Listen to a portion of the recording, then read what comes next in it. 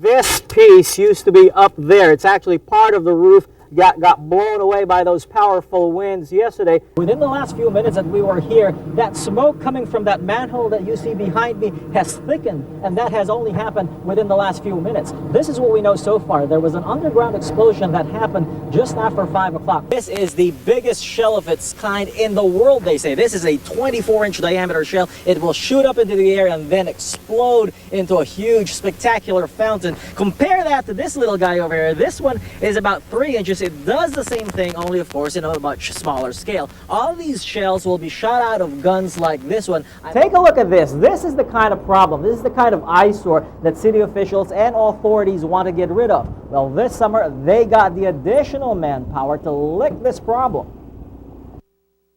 I could have been home right now watching TV. It was fighting in school that got this 13-year-old sweating it out doing hard work this summer. He and the rest of these teens are on probation doing community service for their minor crimes. Anything from shoplifting to fighting in school. Probation is really hard for community service. Getting there in the morning, finishing my hours. This 14-year-old is also paying his debt to society. He's also the guy the 13-year-old had a fight with in school. Now they're kind of like cell buddies. How hard is it to be working during this heat?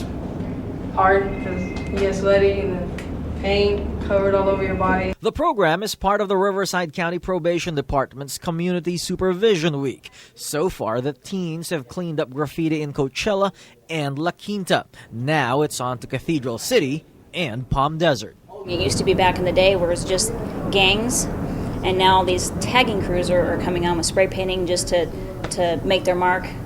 So I think it's everywhere. Well, this is the first time they've tried a program. As you can see, kids have a lot of work to do erasing all this graffiti. Probation officers tell me they plan to do this program on a regular basis.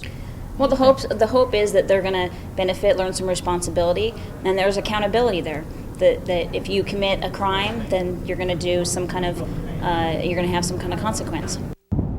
Well, back here live again, this program is the first time the probation department is doing this cleanup program. They started Monday, and it goes on until Thursday. Quite a way for some teens to spend their summer. This piece used to be up there. It's actually part of the roof. Got blown away by those powerful winds yesterday. As you can see down here in the pool, most of the debris down here was part of the roof that got blown away. So quite a mess and quite a cleanup effort the homeowner is facing. I talked to a lot of cleanup crews. They're very busy. So it's probably not a matter of if this mess is going to be cleaned, but when.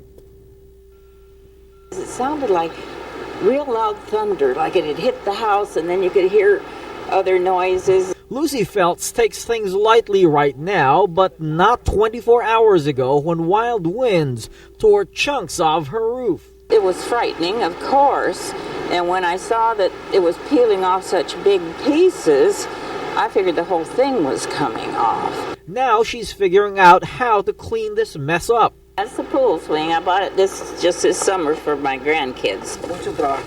Busy cleanup crews rolled up all over the valley, tidying up the mess from Tuesday's wild winds. This home in South Palm Springs also had its roof torn off.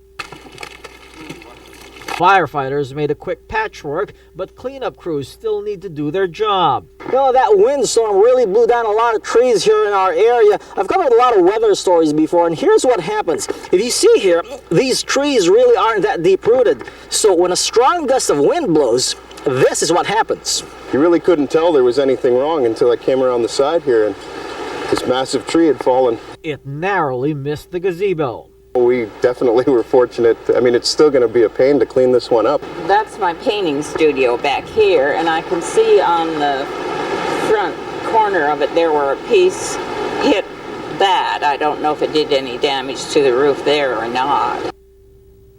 Well, back here live, this is the swing that blew down over here. These winds were so powerful that right now the only things having a good time are those rubber ducks. Again, I talked to cleanup crews today who tell me they will be extra busy for the next few days. Folks at the Duros Mobile Home Park have been sweating it out since Wednesday afternoon. Now, unless conditions change within the hour, it looks like it's going to be another sweltering night for them.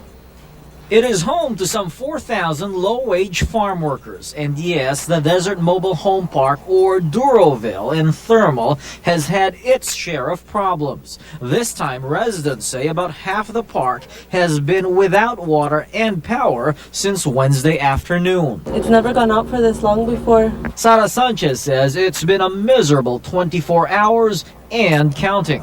They're buying candles, but the store doesn't have enough candles for everybody. On my road, there's 8 trailers that don't have lights, and there's lady with newborn babies there. Those who live here have complained about electrical, plumbing, and several safety and health problems before.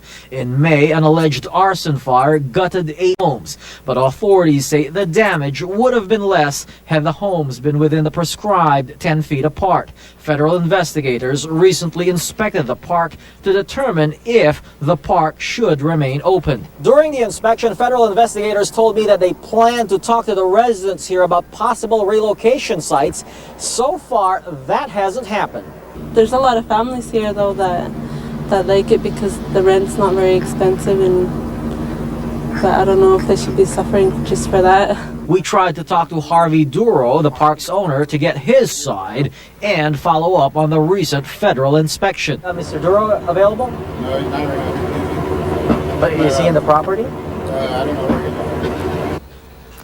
Again, many park residents are still without water and power. Meanwhile, in a recent interview, owner Harvey Duro told me he'll do any improvements to keep the park open. Results of that recent federal inspection should be out next week. A barber shop just isn't the same without a barber's pole. Now the city of Palm Springs wants one business owner's lights out. It's a struggle that's been going on for years. The sign says it all. And those signs bring in a ton of business. That's exactly why barber Jesse Danner has been fighting the city of Palm Springs for 6 years. The city's been after me for those signs saying that they're illegal, they need to be 3 feet back into the room. In fact, he's been issued this $100 citation recently. Do you have any intention of paying this fine? No. In the past, they have threatened me with $1,000 a day fines, they have threatened me with jail time, and they have threatened to come in and personally remove my signs. So what's a barber shop without a classic barber shop pole? But you know what? It took Jesse 2 years of fighting the city before he could actually put this thing up. Rotten to the locals, even the locals won't patronage. It's ridiculous. There's nothing wrong with the sign. It's great. No one at City Hall was available to talk on camera about it, but I spoke to council member Chris Mills over the phone, who says Danner simply violates city codes that says neon signs should be 3 feet away from the window towards the back. I need my signs to run my business. How frustrating has this 6 years been for you? It wears you out. It wears me out. I feel ragged from it. It's ridiculous. Danner believes the city isn't going against other violators because they're big corporations. Do you think they're picking on a small guy like you? They're kicking me around because they know they can. The city council will again take on Jesse Danner's predicament during its meeting tomorrow. It has been 6 years and counting. Danner says he's not about to give up now. Arnell DiMaandal, News Channel 3.